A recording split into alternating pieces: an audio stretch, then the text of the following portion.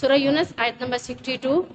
الا ان اولیاء اللہ لا خوف علیہم ولا هم یحزنون. سن لو بے شک اللہ کے دوست ان پر نہ کوئی خوف ہوگا اور نہ ہی وہ غمگین ہوں گے.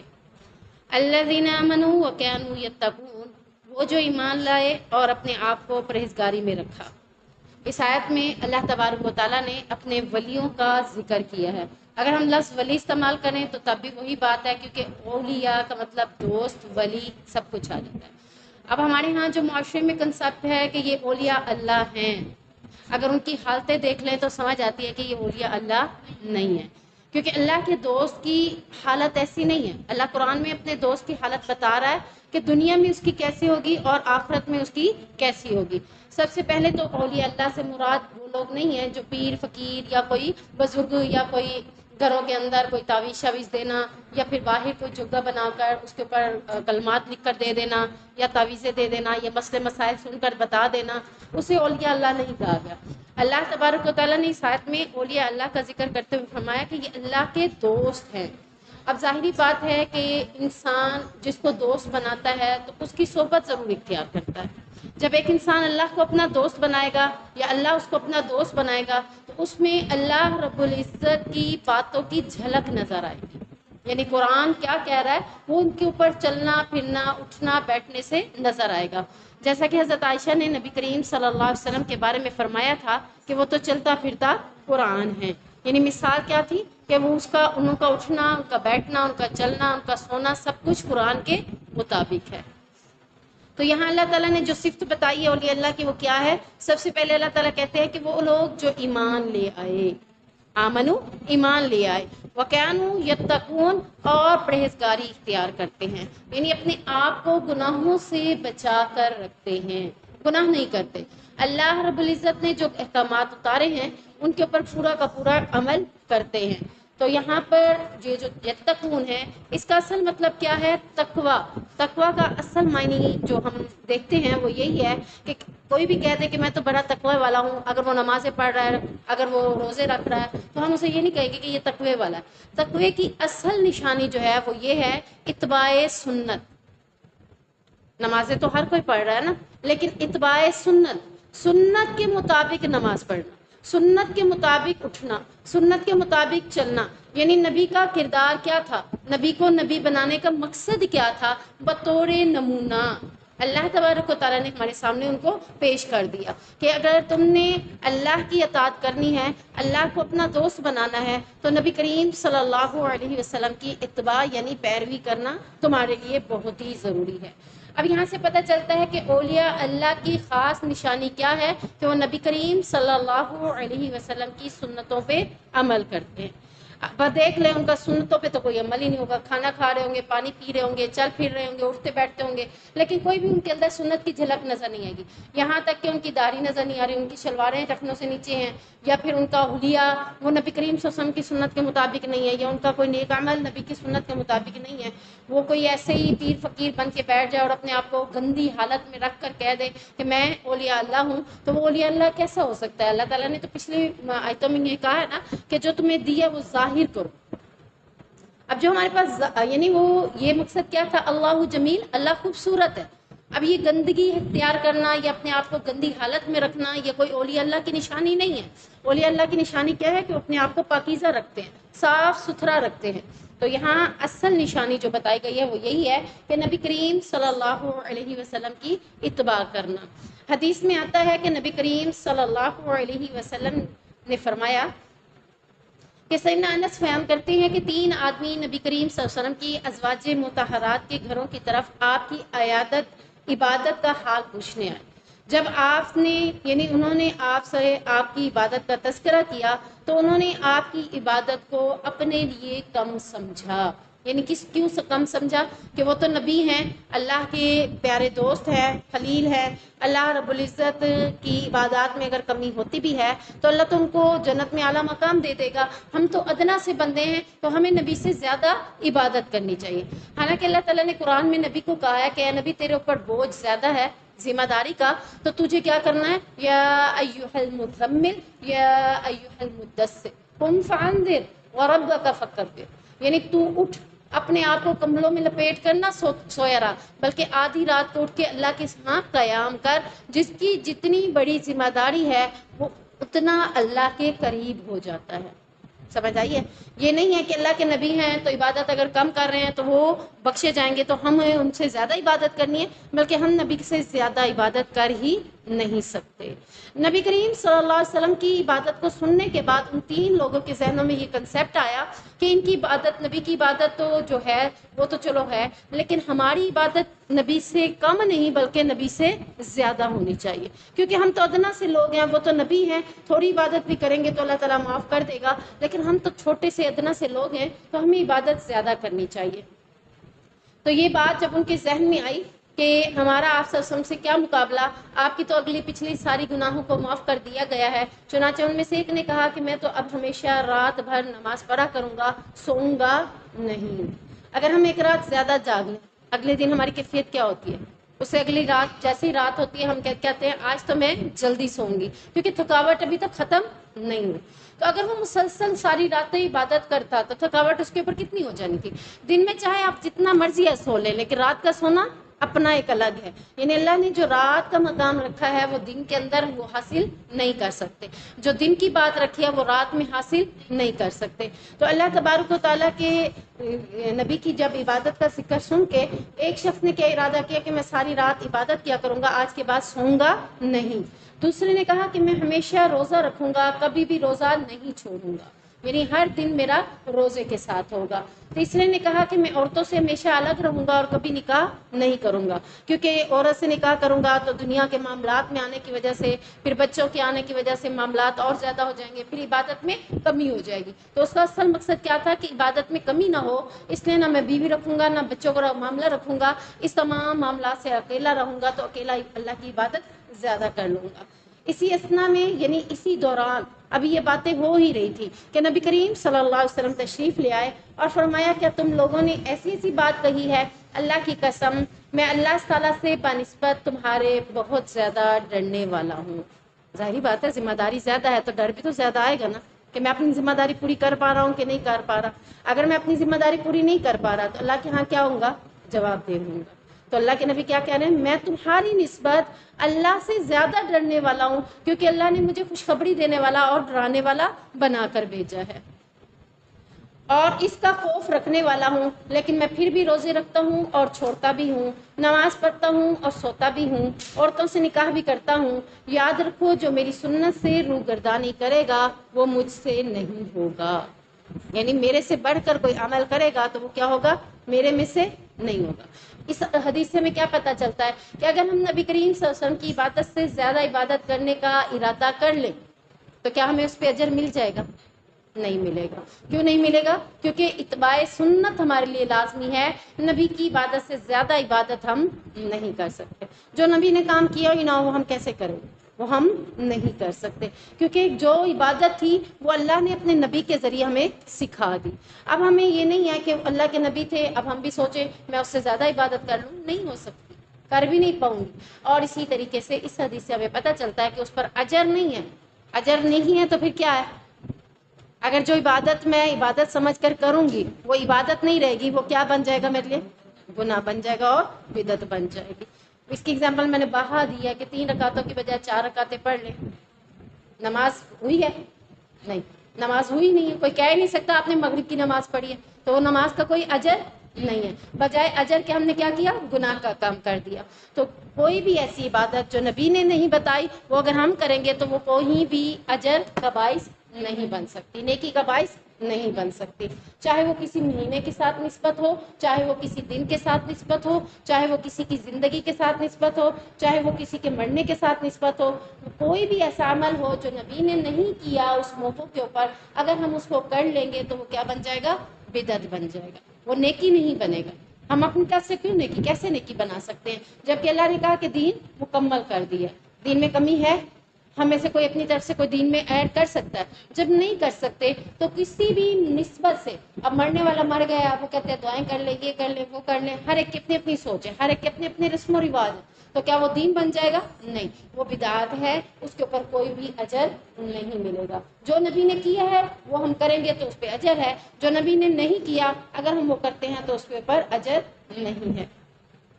تو سب سے پہلی ہم اولیاء اللہ کی یہی نشانی پڑھ رہے تھے کہ اتباع سنت اولیاء اللہ کی نشانی ہے۔ اب کوئی کہے مجھے نبی سے اتنی محبت ہے، اتنی محبت ہے، اتنی محبت ہے، اگر مرد ہے داڑھی نہیں ہے، عورت ہے پردہ نہیں ہے، لیکن اس کے نسبت وہ کہتا ہے محبت بہت زیادہ ہے، میں یہ کروں گا، میں وہ کروں گا، میں اس طرح بھی کروں گا، میں محبت کے اظہار کی صورتوں میں، جیسے آج کل منتھ چل رہا ہے تو بہت سے ایسے ایونٹس چل رہے ہیں، تو وہ محبت کا اظہار ہی کر رہے ہیں نا اپنے طور پہ۔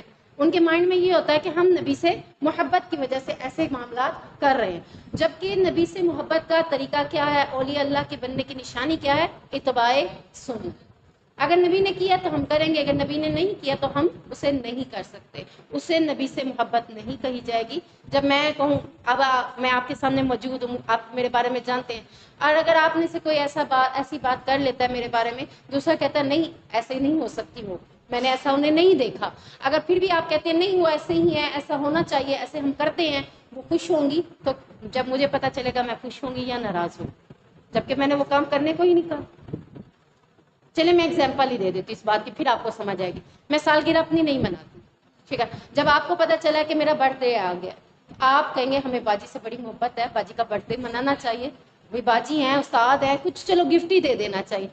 آپ نے محبت میں یہ سب کچھ کیا، پھر آپ نے سب کچھ لے لیا، جب مجھے پتا چلا کہ آپ مجھے برتھ ڈے کا گفٹ دے رہے ہیں، تو میں اس پہ خوش ہوں گی یا ناراض ہوں گی؟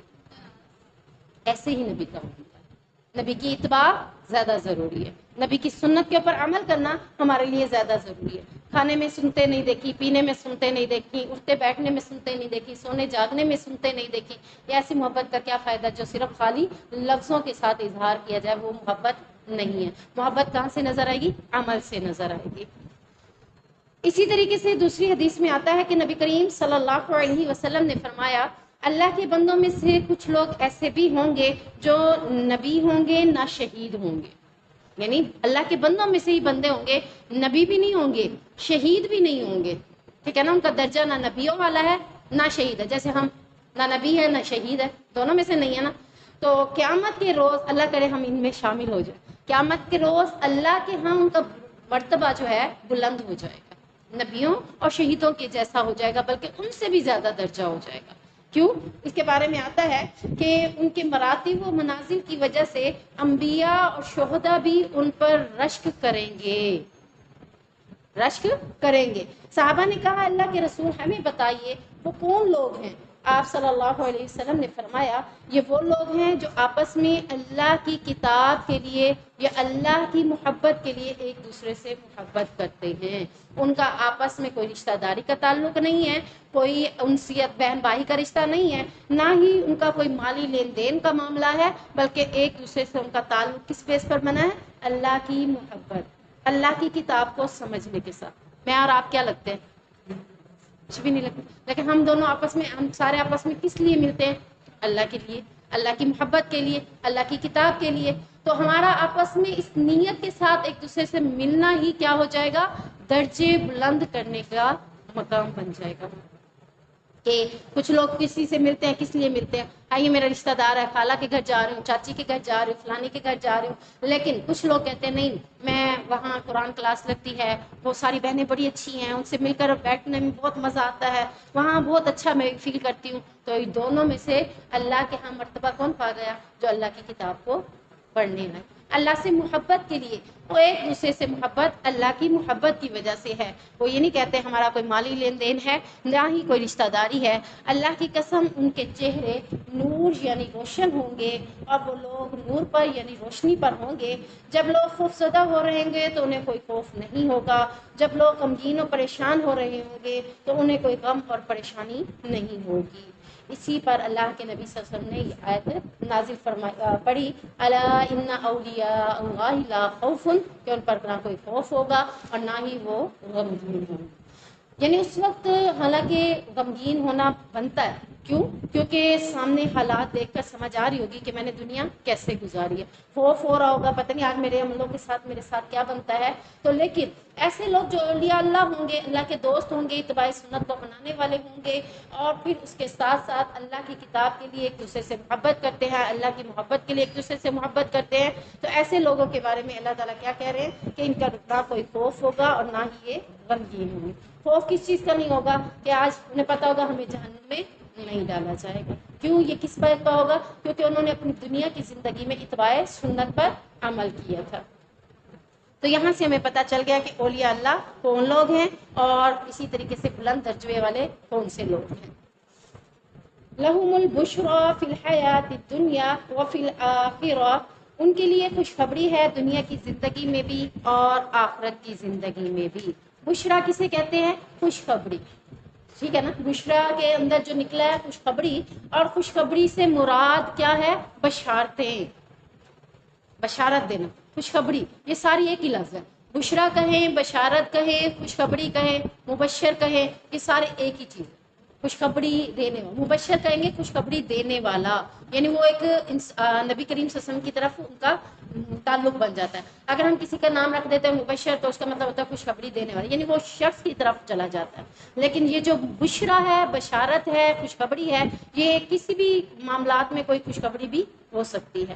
تو بشارت سے نکلا ہے اللہ تعالیٰ اپنے مومن بندوں کو بشارت دکھاتا ہے، یعنی خوشخبری، بشریٰ، بشارت دکھاتا ہے. کیسے دکھاتا ہے؟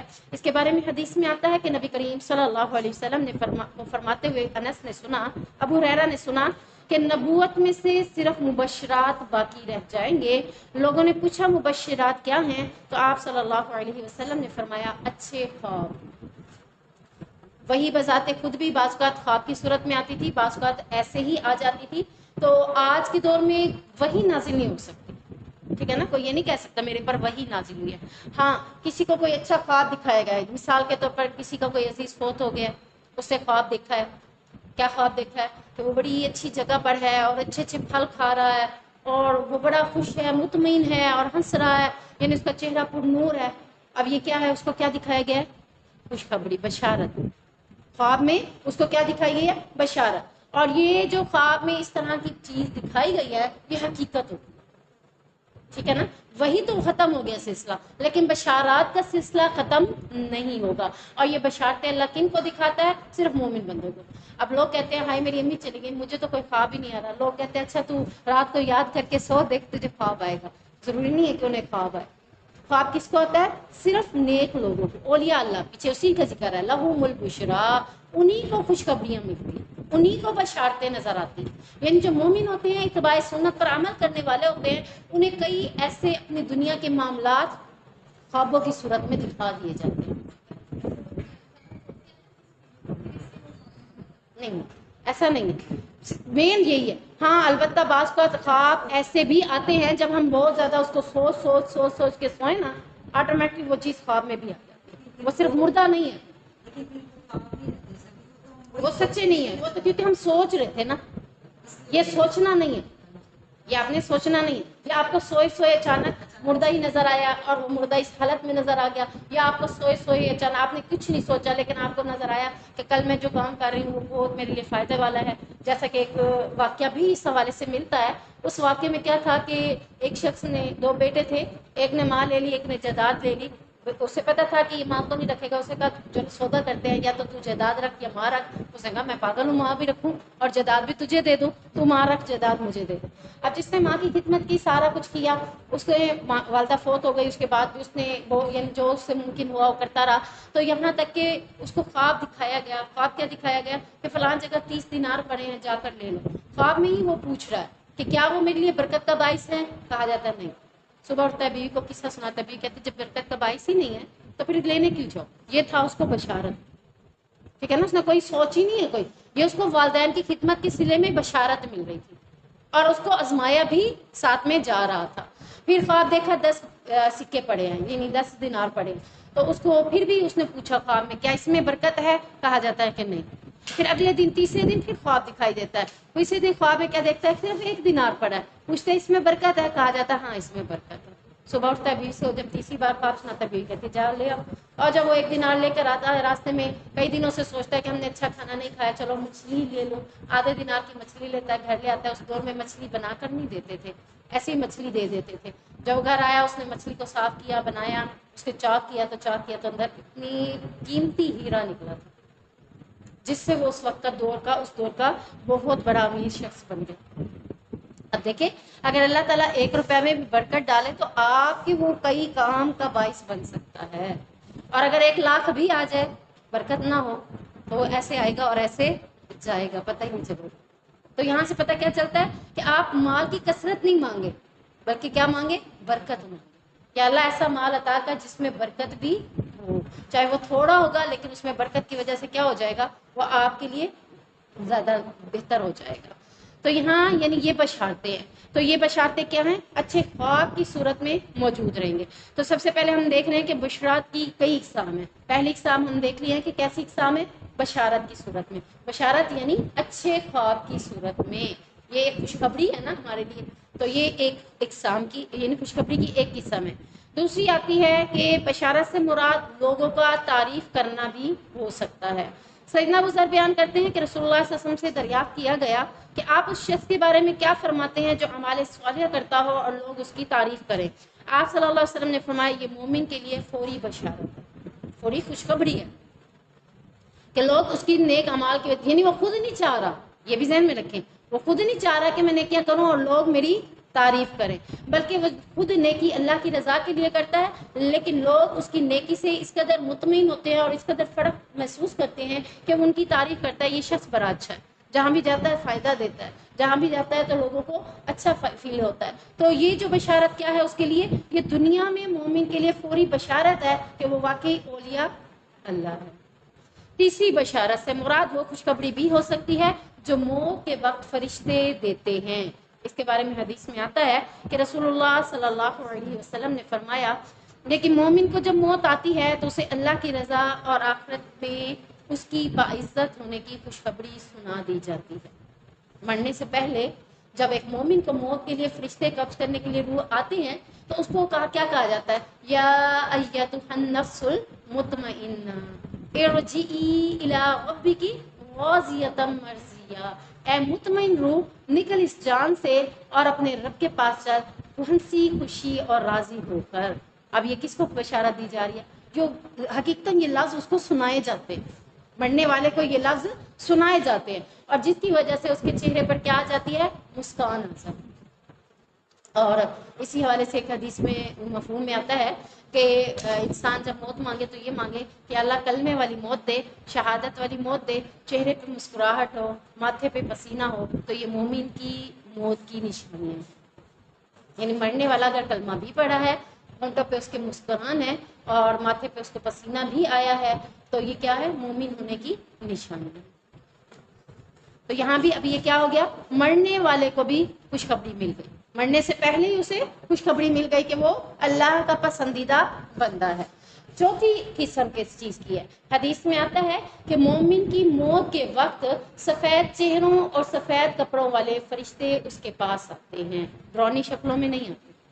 ایک مومن کے علاوہ جو کوئی کافر ہو، مشرک ہو، اس کے پاس ڈرونی شکلوں میں فرشتے آتے ہیں، ٹھیک ہے نا، کالے کپڑے لے آتے ہیں، گندی اسمیل آ رہی ہوتی ہے اس میں سے، اور اس کی روح کو نکال کر اس میں رکھتے ہیں اور اسے آسمانوں پر لے جایا جاتا ہے، لیکن اس کو زمین پر پٹک دیا جاتا ہے سجین میں کہ ایک گندی روح کو نیچے پھینک دیا جائے، یہ اچھی روح نہیں ہے۔ تو اچھی روح کا استقبال آسمان کے دروازے کھول کر کیا جاتا ہے۔ تو یہاں پر یہ جو ہے کہ مومن کی موت کے وقت اس کو جو فرشتے نظر آتے ہیں وہ فرشتے کیسے ہوتے ہیں؟ سفید چہروں والے ہوتے ہیں اور سفید کپڑے والے۔ تو یہ بھی اس کو کیا مل گئی؟ بشارت، خوشخبری۔ آپ صلی اللہ علیہ وسلم نے فرمایا پھر ملک الموت آتا ہے اور اس کے سر کے پاس بیٹھ جاتا ہے اور کہتا ہے اے پاک روح چل اپنے رب کی طرف سے عظیم بخشش کی طرف اور اس کی خوشنودی اور رضا کی طرف۔ پھر آپ صلی اللہ علیہ وسلم نے فرمایا مومن کی روح اس طرح آسانی سے نکل جاتی ہے جس طرح مشک کے منہ سے پانی کا قطرہ ٹپک پڑتا ہے۔ مشکل ہے؟ مشک کا منہ کھول دیا جائے، پانی نکلنے میں کوئی مشکل ہے؟ نہیں۔ اسی طریقے سے مومن کی روح اس کے جسم سے آسانی سے نکل جاتی ہے۔ اس وقت ہوتے تھے چمڑے کے نا تھیلے بنے ہوئے، جیسے آج سبزیوں کے تھیلے دیکھے میں بعض، اس وقت ایسے چمڑے کے تھیلے ہوتے تھے، آگے رسیاں نہیں ہوتی تھی، لیکن اس کو نا سیل کر کے لاسٹ میں نا اس کو ایسے باندھ دیا جاتا تھا، ٹھیک ہے نا، مشک کے چمڑے ہوتے تھے اسے نا، یعنی جیسے آج کل یہ سائیکل کے ٹیوب ٹائر نہیں ہوتی، ٹیوب نہیں ہوتے، اسی ہاں ربر کی اسی قسم کی بنی ہوتی تھی، اس میں وہ جب راستوں پہ سفر کرنے کے لیے نکلتے تھے اپنے لیے ان مشکیزوں میں پانی بھر کر نکلتے تھے، چھاگل بھی بولتے تھے اسے، مشکیزیں بھی بولتے تھے، چھاگل بھی بولتے تھے۔ اب جیسے آپ گھرے تو خیر سفر میں نہیں آتے، آج جیسے بوٹلز ہیں، واٹر بوتلز ہیں نا، بچے لے کے جاتے ہیں، اس وقت وہ چھاگل ہوتے تھے، مشکیزیں ہوتے تھے، وہ یہیں پہ لٹکا دیتے تھے، اور جب پانی کی طلب ہوتی تھی اس کا ہو کر گلاسوں میں ڈال کر پی لیتے تھے، تو یعنی کہ یہ یا پھر منہ بھی لگا لیتے، جیسے بھی ممکن ہوتا پی لیتے تھے اس وقت۔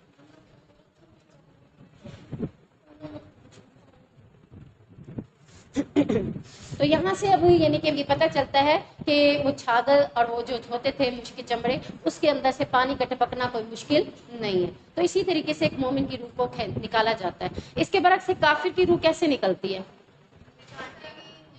جھارے دار کانٹے پر اس ململ کا کپڑا ڈال دیا جائے اور جب اس کو کھینچے تو پھر تار تار ہو کر نکلتا ہے، پھٹ جائے گا، تار تار ہو جائے گا۔ تو اس سے برعکس ایک مشرک منافق اور کافر کی روح کو ایسے نکالا جاتا ہے، تکلیف ہوتی ہے اسے۔ پانچویں قسم دیکھتے ہیں ہم، آخرت کی خوشخبری سے مراد جنت کی بشارت بھی اسے ہوتی ہے، یہ جو ہم نے آیت میں پڑھا ہے نا، لہم البشریٰ فی الحیات الدنیا، چار قسموں کا تعلق دنیا کی زندگی سے ہو گیا، موت سے پہلے ہے نا۔ اب فی الآخرہ، اب آخرت کی خوشخبری، آخرت کی خوشخبری کیسے ہے؟ اس سے مراد جنت میں ہمیشہ رہنے کی خوشخبری ہمیں ملتی ہے کہ ان الذین آمنوا وعملوا الصالحات لہم جنات تجری من تحتها الانہار خالدین فیہا، کہ تم ہمیشہ ہمیشہ کے لیے جنت میں رہو گے۔ تو یہاں آخرت کی خوشخبری سے مراد جنت میں ہمیشہ رہنے کی خوشخبری بھی مل جاتی ہے کہ جو مومن ہوگا، اولیاء اللہ ہوگا، اسے کیا خوشخبری ملتی ہے؟ نہ صرف جنت میں داخل کیا جائے گا بلکہ ہمیشہ کے لیے اس میں وہ رہے گا۔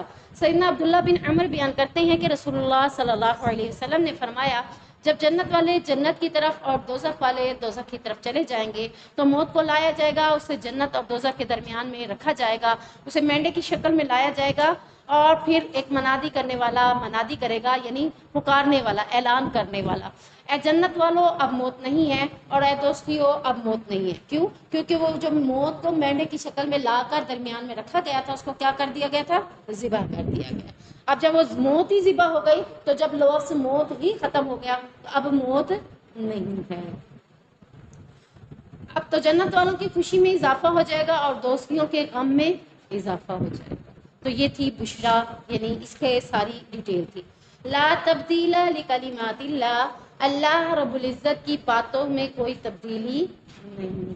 میری اور آپ کی بات آج کچھ ہے اور کل کچھ ہو سکتی ہے، لیکن اللہ کی بات جو آ گئی ہے وہ کبھی بھی بدل نہیں سکتی۔ اللہ کی بات کو نہ کوئی بدل سکا ہے، نہ ہی خود اللہ اپنی بات کو تبدیل کرتا ہے۔ یعنی یہ ہم نہیں کہہ سکتے کہ اللہ کہہ تو رہا ہے، پتہ نہیں دے گا کہ نہیں دے گا۔ ہم بندے تو کہہ دیتے ہیں نا فلاں ٹائم آنا دوں گا، اب اگلا بندہ کیا سوچتا ہے پتہ نہیں دیتا ہے کہ نہیں دیتا، اچھا چلو جا کر دیکھ تو لو۔ اللہ کہتے ہیں اللہ کی بات نہیں بدل سکتی، اللہ اپنی بات کو نہیں بدل سکتا۔ ذالک هو الفوز العظیم، یہی ان کے لیے بہت بڑی کامیابی ہوگی۔ کن کے لیے؟ اولیاء اللہ کے لیے بہت بڑی کامیابی ہے کہ انہیں دنیا میں بھی خوشخبریاں مل گئی اور آخرت میں بھی انہیں خوشخبریاں مل گئیں۔ وَلَا يَحْزُنْكَ قَوْلُهُمْ إِنَّ الْعِزَّةَ لِلَّهِ جَمِيعًا، اور تجھے ان کی بات غمگین نہ کرے، بے شک عزت ساری کی ساری اللہ کے پاس ہے، وہ السمیع العلیم، وہ سب کچھ جاننے والا بھی ہے اور حکمت والا بھی ہے، وہ سب کچھ جاننے والا اور سننے والا ہے۔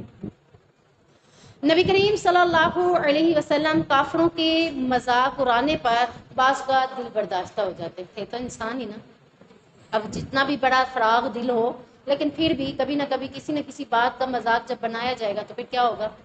غمزدہ تو ہوگا نا، دل غمگین ہو جائے گا۔ تو نبی کریم صلی اللہ علیہ وسلم کا کس قدر مذاق اڑاتے تھے، کبھی انہیں شاعر کہتے، کبھی انہیں مجنوں کہتے، کبھی دیوانہ کہتے، کبھی نبی کے نہیں کہتے بلکہ کہتے تو ایسے جادوگر ہے، کئی قسم کی باتیں، اور اس کے علاوہ طرح طرح کی تکلیفیں دینا اور ان کا مذاق اڑانا کہ یہ تو ایسے ہیں ایسے ہیں۔ تو یہ ساری باتیں بعض اوقات نبی صلی اللہ علیہ وسلم کو دل برداشتہ کر دیتی تھی، جیسے آج ہمارے یہاں کوئی بھی بات کسی کی ہمیں دل کو غمگین کر دیتی ہے۔ تو اللہ تبارک و تعالیٰ نے فرمایا یہ جو تیرا مذاق اڑاتے ہیں، کبھی کہتے ہیں تیری تو اولاد ہی نہیں ہے، تیرا تو نام لیوا بھی کوئی نہیں ہوگا، یہ بھی ہم پڑھ چکے ہیں نا سورۃ احزاب میں کہ تیرے تو کوئی نام لینے والا بھی نہیں ہے، لیکن اللہ تعالیٰ نے کیا کہا، رسول ہے تو اللہ کا، تیرا نام ہمیشہ روشن رہے گا۔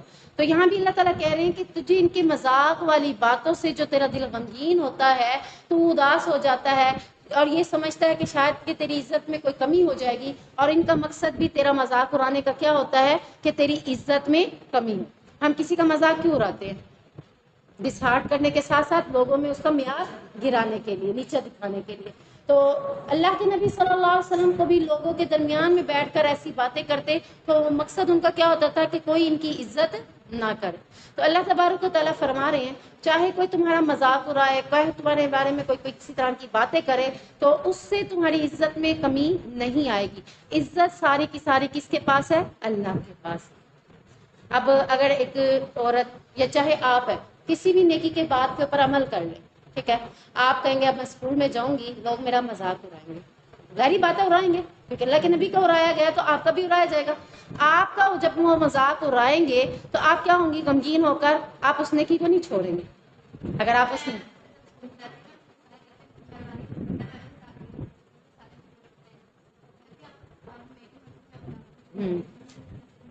ہاں جی، یہ باتیں ڈسہارٹ بھی کرتی ہیں، بعض کا ہو جاتا ہے نا بندہ، تو ایسی باتوں سے اللہ تعالیٰ کیا کہہ رہا ہے تمہاری عزت میں کوئی کمی نہیں ہوگی۔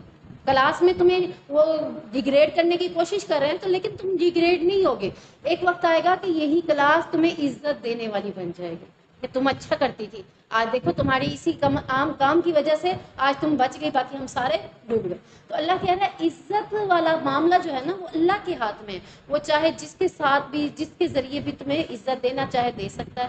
آج جو تمہیں ڈیگریڈ کر رہا ہے تو کل تمہیں وہی عزت والا مقام بھی دینے کے لیے دے سکتا ہے۔ کیوں؟ کیونکہ اللہ اس کے دل میں ڈال دے، تو یہ اللہ کا کام ہے، یہ کسی بندے کا کام نہیں ہے۔ وہ السمیع العلیم، وہ سننے والا بھی ہے ساری باتوں کو، اور پھر سننے کے ساتھ ساتھ جانتا ہے کہ کب کس کو کہاں عزت دینی ہے اور کب کس کو عزت کے معاملے میں اس کو دیکھنا بھی ہے کہ کیا ہے۔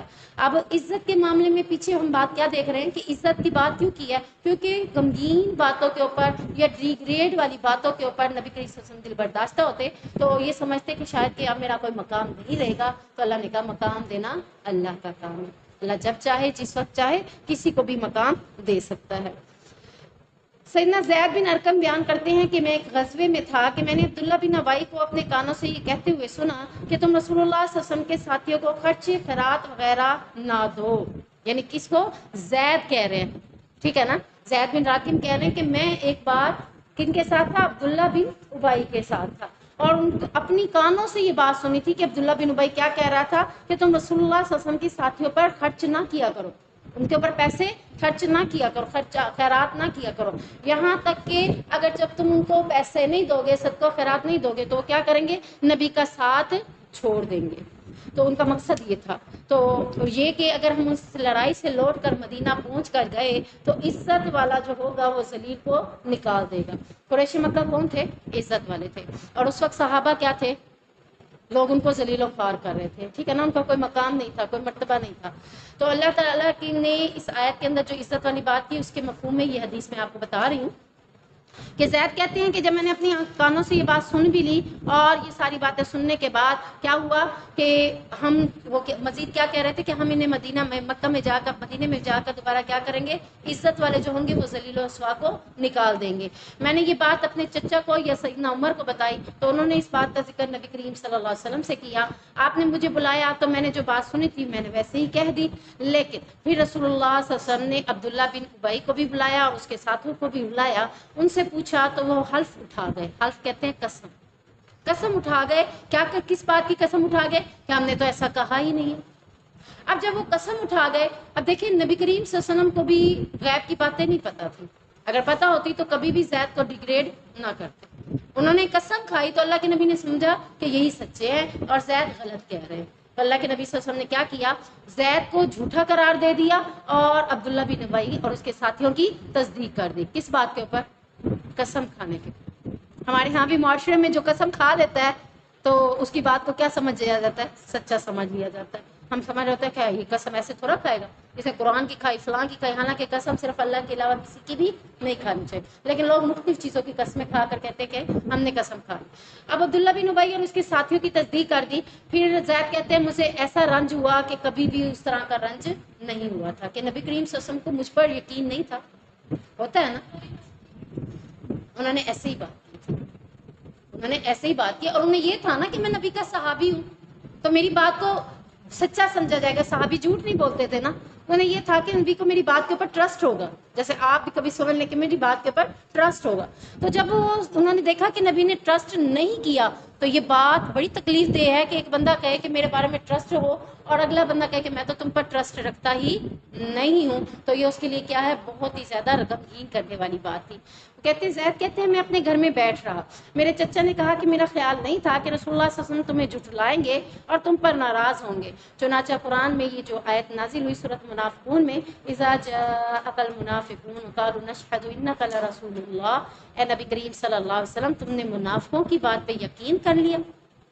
عبداللہ بن ابی منافق تھا نا، اس کے ساتھی بھی اس کے طرح کے لوگ تھے کہ تم نے اپنے صحابی کے مقابلے میں ایک منافق کی بات کو ترجیح دے دی، تو اللہ تعالیٰ نے یہ بات کی تو زید کہتے ہیں کہ مجھے خوشی محسوس ہوئی کہ اللہ نے مجھے سچا قرار دیا۔ عزت کس کے ہاتھ میں؟ زید کو عزت مل گئی کہ نہیں ملی؟ ملی ہے نا۔ تو اسی طرح ہمیں بھی عزت مل سکتی ہے، ہم ڈیگریڈ کر بھی دیے جائے تب بھی اللہ عزت دینے پہ قادر ہے، اللہ دے سکتا ہے۔ حضرت عائشہ کو ڈیگریڈ کیا، اللہ نے عزت دی کہ نہیں دی؟ قرآن کی آیتیں نازل کر کے عزت عطا کر دی۔ الا ان للہ ما فی السماوات و ما فی الارض، خبردار سن لو، بے شک اللہ ہی کے لیے ہے جو کچھ آسمانوں میں ہے اور جو کچھ زمین میں ہے، یعنی آسمان و زمین کے اندر ہر چیز کی تخلیق کس نے کی ہے؟ یہاں سے ہم اللہ کی وحدانیت کے بارے میں پڑھ رہے ہیں۔ اللہ یہ بات کیوں کر رہا ہے؟ شرک کرنے والوں کو اللہ چیلنج کر رہا ہے، جیسے میں کہتی ہوں میں نے تو یہ بنایا، تم بنا کر دکھاؤ نا۔ اللہ کہہ رہا ہے زمین و آسمان اللہ نے بنائے، زمین و آسمان کے اندر جو سب کچھ ہے وہ بھی کس نے بنایا؟ اللہ نے۔ یہ سارا کچھ کیوں بتایا جا رہا ہے؟ کہ اپنا بارے میں اپنی وحدانیت کا اقرار کروانے کے لیے، تاکہ لوگ یہ نہ کہیں اللہ ہمیں کیا پتا تھا کہ تو نے کیا بنایا، تو وحدانیت کے قابل کیسے تھا۔ اللہ نے اپنی ساری باتوں کو کھول کر بیان کر دیا۔ خبردار ہو جو، سن لو، اللہ ہی کا ہی ہے سب کچھ جو آسمانوں اور زمین میں ہے۔ اور پھر اس کے ساتھ ساتھ اللہ کیا کہہ رہے ہیں کہ کسی کو تم جو شریک ٹھہراتے ہو اس کی کوئی دلیل تو لے آؤ۔ اللہ کے علاوہ تم جس کو حاجت روا مانتے ہو، مشکل کشا مانتے ہو، یا اپنی حاجات اور اپنی پریشانیاں اس کے سامنے رکھتے ہو، یا ان کے پاس چلے جاتے ہو کوئی تعویذ کلمات لینے کے لیے، کوئی دلیل تو دکھاؤ کہ اللہ نے نازل کی ہے کہ میرے سے مانگنے کی بجائے اس سے مانگو، میں نہیں تو یہ دوں گا تمہیں۔ نہیں، اللہ کے علاوہ کسی کو اپنا شریک نہیں۔ تو یہاں پر اللہ کہہ رہا ہے کہ میں نے تو شرک کی کوئی دلیل نہیں اتاری، بلکہ میں نے تمہیں کیا کہا ہے کہ ایک اللہ ہی ہے جس نے یہ سب کچھ بنایا ہے۔ وَمَا يَتَّبِعُ الَّذِينَ يَدْعُونَ مِن دُونِ اللَّهِ شُرَكَاءَ، اور جو لوگ اللہ کے علاوہ غیر کو پکارتے ہیں وہ کسی بھی قسم کے شریکوں کی پیروی نہیں کرتے۔ وہ پیروی کس کی کرتے ہیں؟ إِن يَتَّبِعُونَ إِلَّا الظَّنَّ، نہیں پیروی کرتے مگر وہ صرف اپنے گمان کی، یعنی کوئی دلیل تو اتری نہیں ہے نا کہ اللہ کے علاوہ ان کی پیروی کرو گے تو یہاں سے تمہیں یہ مل جائے گا، کوئی دلیل اتری ہے؟ اللہ کہتا ہے جو بھی مانگنا ہے مجھ سے مانگو، میرے گھر، اپنے گھر میں بیٹھ کے مانگو، رات کو تہجد میں مانگو، اذان کے بعد مانگو۔ کئی ایسے اوقات ہیں جن میں دعا مانگنے کے ساتھ ہی قبولیت کی گھڑیاں بھی بتا دی گئی ہیں، تو وہ تو کسی بھی وقت ہو سکتی ہیں، لیکن کسی مزار پر، کسی دربار پر یا کسی بھی جگہ پر اللہ نے نہیں کہا کہ تم ان کو میرے ساتھ شریک ٹھہرا کر ان کے ذریعے مجھ سے مانگو۔ کوئی دلیل اتاری اللہ نے نہیں اتاری۔ اور اس کے ساتھ ساتھ اللہ کہہ رہا ہے جو لوگ اللہ کے علاوہ کسی اور کو اللہ بنا بھی لیتے ہیں یا حاجت روا مان بھی لیتے ہیں، مشکل کشا مان بھی لیتے ہیں، تو یہ صرف اپنے گمان کی پیروی کر رہے ہیں، یعنی صرف ان کا ذہن کہتا ہے کہ یہ دیں گے، اللہ نے تو کوئی دلیل نہیں اتاری، یہ صرف ان کا ذہن کہتا ہے۔ دیکھا ہے میں فلاں جگہ گئی تھی مجھے اولاد ہو گئی، یہ کیا کون کہہ رہا ہے؟ ان کا اپنا گمان، ان کی اپنی سوچ، اس کے علاوہ کوئی نہیں ہے۔ جیسے کہ کوئی کہہ دیتا ہے میں نے تو فلاں آیت پڑھی تھی تو مجھے آرام آ گیا، تم بھی پڑھ دیکھو، تو یہ صرف اس کا اپنا گمان ہے۔ اللہ نے نہیں کہا کہ اس آیت کو اس مقصد کے لیے پڑھو گے تو ہاں، البتہ اللہ نے یہ کہہ دیا کہ قرآن پورا ہے، جس مقصد کے لیے بھی پڑھو تمہیں وہ مقصد حاصل ہو جائے گا، بات ہی ختم ہو۔ اب کسی نے کسی آیت کو مخصوص کر کے کہا اور وہ یہ کہے کہ یہ اللہ نے کہی ہے تو یہ کیا ہوگا؟ جھوٹ۔ اللہ نے تو نہیں کہا. فقط یہ کیا ہے اس کا اپنی سوچ کہ میں نے فلاں ٹائم میں یہ دعا کی تھی، یہ آیت پڑھی تھی، یہ دعا پڑھی تھی، تو اسی وجہ سے ایسا ہو گیا. یہ اس کی سوچ ہے، اور سوچ کے ساتھ اگر اسے اچھا مل گیا تو اس میں بھی کوئی برا نہیں تھا. لیکن اگر اس کی سوچ یہ ہو کہ اللہ کے علاوہ مجھے فلاں جگہ گئی تھی، فلاں دربار پہ گئی تھی، فلاں اولیاء کے پاس گئی تھی، پھر مجھے اولاد ہوئی ہے، تو یہ اس کی صرف خالی سوچ ہے. اور یہ اللہ کیا کہہ رہا ہے کہ یہ جو سوچ ہے یہ کیا ہے؟ وَإِنْهُمْ إِلَّا يَخْرُصُونَ، یہ ان کی گمان اور ان کی سوچیں اس کے سوا کچھ نہیں کہ وہ اپنی اٹکلیاں دہرا رہے ہیں. یعنی ادھر گھوم رہے ہیں، ادھر گھوم رہے ہیں، ادھر آ رہے ہیں. اٹکلیاں کا مطلب یہ ہوتا ہے جیسے ایک بچی اچھل اچھل کے چل رہی ہے، کبھی ادھر کبھی ادھر، اسی کو کہتے ہیں نا اٹکلیاں. اٹکلی کر رہی ہے، اٹکل رہی ہے. تو اللہ کہہ رہا ہے کہ کبھی ادھر جا رہے ہیں اس مزار پر تو کبھی ادھر مثال. تو یہ کیا کریں؟ اٹکلیوں میں ہی ہے. کبھی وہ کوئی کہہ دیتا ہے ادھر چلے جاؤ، ادھر دھاگا باندھ دو، ادھر یہ کر دو، اس کی مان لیتے ہیں. کبھی کہتے ہیں نہیں فلاں جگہ چلے جاؤ. یہ کیا کر رہے ہیں؟ صرف اس کے سوا کچھ نہیں کر رہے، ادھر ادھر صرف گھوم رہے ہیں. بلکہ ادھر ادھر گھومنے کی بجائے کس کے پاس آنا تھا؟ ڈائریکٹ اللہ کے پاس. اللہ ساری باتوں کو سننے والا بھی ہے اور دینے والا بھی ہے. هو الذي جعل لكم الليل لتسكنوا فيه والنهار مبصرا، وہی ذات ہے جس نے تمہارے لیے رات بنائی تاکہ تم اس میں آرام کرو. یہ بھی اب اللہ تعالیٰ چیلنج کر رہا ہے ساتھ میں کہ اس نے زمین آسمان بھی بنائے، اس نے رات اور دن کو بھی بنایا. تم جس کی پیروی کرتے ہو، جس کو اللہ کے ساتھ شریک ٹھہراتے ہو، کیا اس نے کچھ بنایا؟ یہ بھی چیلنج ہے. اس آیت میں بھی ساتھ میں چیلنج ہے کہ قادر مطلق کون ہے؟ صرف اللہ کی ذات. اللہ کے علاوہ کوئی بھی نہیں ہے جو رات بنائے یا دن بنائے یا کوئی اسی طرح کی کوئی اور چیز بنائے. اللہ نے رات کو دن آرام کے لیے اور دن کو روشن کام کے لیے بنا دیا. ان فی ذلک لآیات لقوم یسمعون، اس میں بھی اس قوم کے لیے نشانی ہے جو سمجھتی ہے، سنتی ہے، عقل رکھتی ہے. یعنی اب سننے سے مراد ہی نہیں ہے کان ہے اس کے سن رہی ہے. وہ تو کہتے ہیں ایک کان سے سنا اور دوسرے سے نکال دی. اس سننے سے مراد یہ والا سننا ہے کہ سننے کے بعد اس نے کہاں رکھا ہے؟ دماغ میں فٹ کر دیا ہے. یہ یعنی ایسے لوگ ہیں اللہ تعالیٰ کہتے ہیں جن کو اللہ کے دن رات کی نشانیاں نظر آئیں گی اور جس کو آسمان و زمین کی نشانیاں نظر آئیں گی. وہ کون سے لوگ ہیں؟ جو سننے کے ساتھ سمجھ رکھتے ہیں، عقل سے کام لیتے ہیں. تو انہی کے بارے میں ہے کہ اللہ تبارک و تعالیٰ نے ان کو بتا دیا کہ ہر قسم کی بندگی، ہر قسم کی معاملات کے لائق کون سی ذات ہے؟ صرف اللہ ہی. قالوا اتخذ اللہ ولدا سبحانہ، کہہ دیجئے انہوں نے کہا کہ اللہ نے اولاد پکڑ رکھی ہے. سبحانہ، وہ پاک ہے. کس نے کہا اللہ نے اولاد پکڑ رکھی ہے؟ اور کون کون سی اولاد بنائی ہے؟ ایک تو آپ پڑھ بھی چکے ہیں. ہاں، مشرکین مکہ کیا کہتے تھے کہ فرشتوں کو اللہ کی بیٹی ہے. عیسائی حضرت عیسیٰ کو اللہ کا بیٹا کہتے تھے، اور یہودی عزیر کو اللہ کا بیٹا کہتے تھے. حضرت عزیر علیہ السلام بھی آئے ہیں نا، نبی تھے وہ بھی، اور یہودی بھی موجود ہیں آپ کے سامنے یہودی. اب آپ کے ذہن میں ہونا چاہیے مشرکین مکہ اللہ کی اولاد کس سے بناتے تھے؟ فرشتوں کو، ٹھیک ہے، اور اسے کیا بناتے تھے؟ اللہ کی بیٹیاں.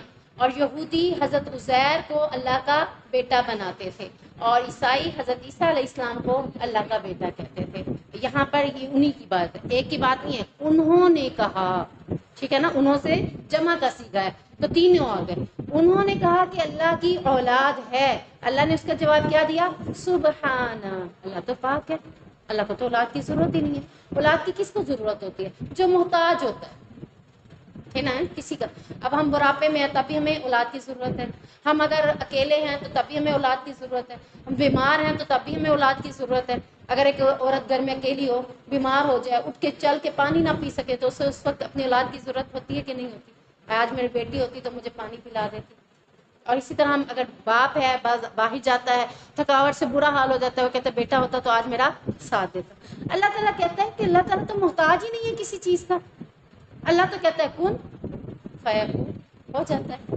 تو انسان کن فیکون سے کچھ کر سکتا ہے؟ تو انسان محتاج ہے، اس کو اولاد کی ضرورت ہے. اللہ کو ان چیزوں کی ضرورت نہیں ہے، اللہ ان چیزوں سے پاک ہے. هو الغنی، وہ تو بے پرواہ، اسے تو ایسی چیزوں کی ضرورت ہی نہیں ہے. آج اگر کسی میاں بیوی کو اولاد نہیں ہو رہی، کتنے پریشان ہیں، بے پرواہی کی زندگی گزارتے ہیں. اگر وہ خود گزارنا چاہے تو معاشرہ نہیں گزارنے دیتا. تو بے پرواہی کی زندگی نہیں گزر سکتی.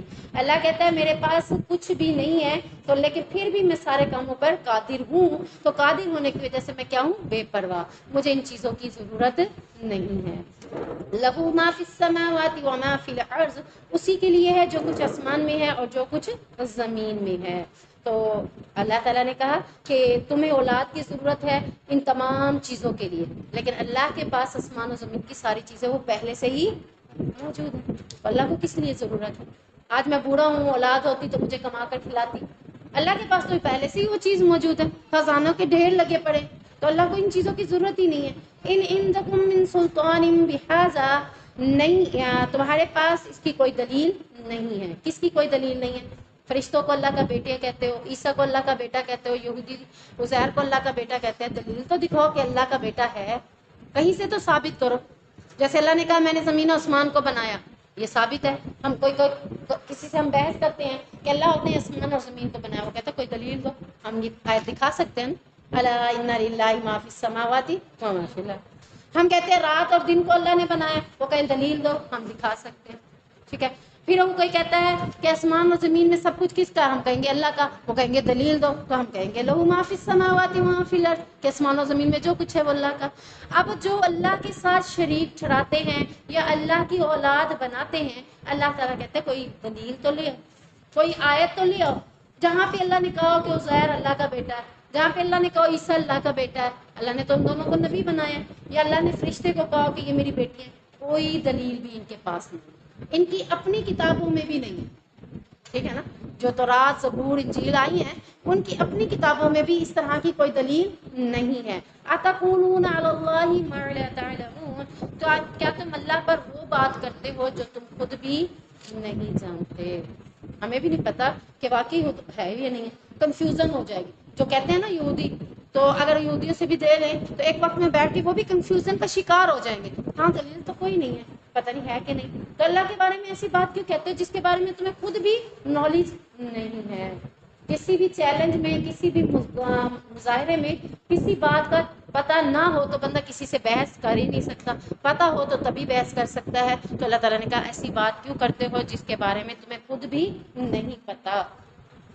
قل ان الذين يفترون على الله الكذب لا يفلحون، کہہ دیجیے اے نبی کریم صلی اللہ علیہ وسلم، بے شک وہ لوگ جو اللہ پر جھوٹ باندھتے ہیں کامیاب نہیں ہو سکتے. اللہ پر جھوٹ باندھتے ہیں وہ لوگ کامیاب نہیں ہو سکتے.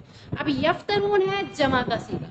اس کا اگر ہم ایسے لیتے ہیں تو افطرا ہوتا ہے، جھوٹ. افطرا، یفترون جھوٹ، یعنی واحد جمع کا صیغہ بن جائے گا. ٹھیک ہے نا. لیکن بعض چیزیں ایسی ہوتی ہیں کہ وہ واحد میں بھی وہی بولی جاتی ہیں اور جمع میں بھی وہی بولی جاتی ہیں. اب جھوٹے تو نہیں کہہ سکتے نا، جھوٹوں تو نہیں کہہ سکتے، وہ تو لوگ بن جائیں گے.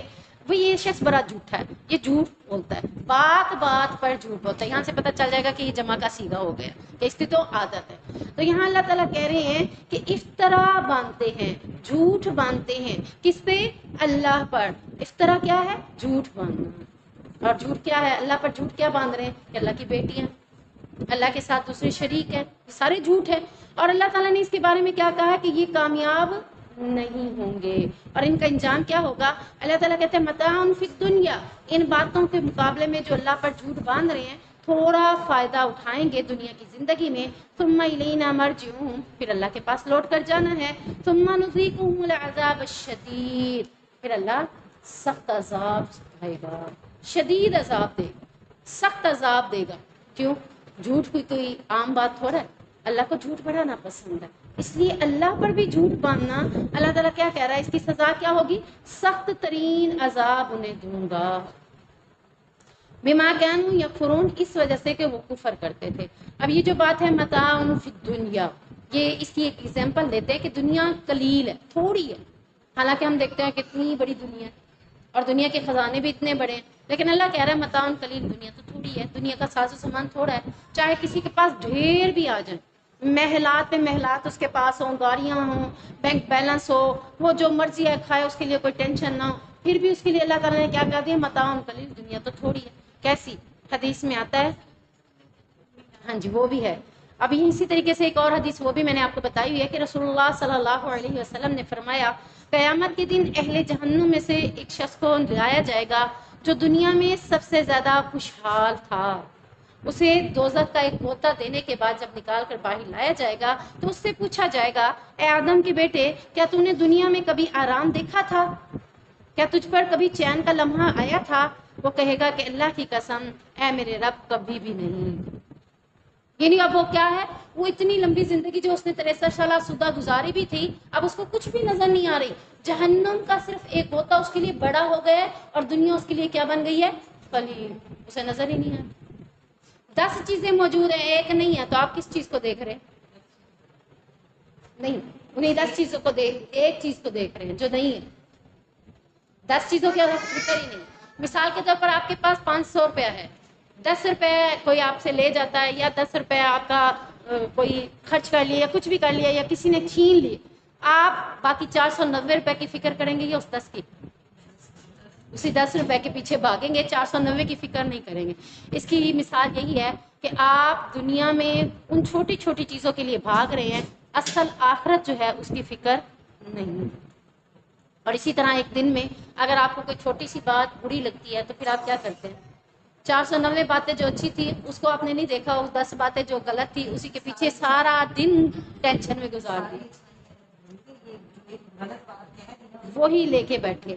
تو اللہ تعالیٰ نے یہ بڑی پیاری مثال دی ہے کہ متاع فی الدنیا، دنیا قلیل ہے، جتنی بھی جی لوگے پھر بھی کیا ہے؟ قلیل ہے. جتنے بھی مزے مل جائیں پھر بھی کیا ہے؟ قلیل ہے. تو اس سے بہتر کیا ہے ہم آخرت کی سوچیں. اللہ تعالیٰ ہمیں آخرت کے حوالے سے نیک عمل کرنے کی توفیق عطا فرمائے. سبحانک اللہم و بحمدک، اشہد ان لا الہ الا انت، استغفرک و اتوب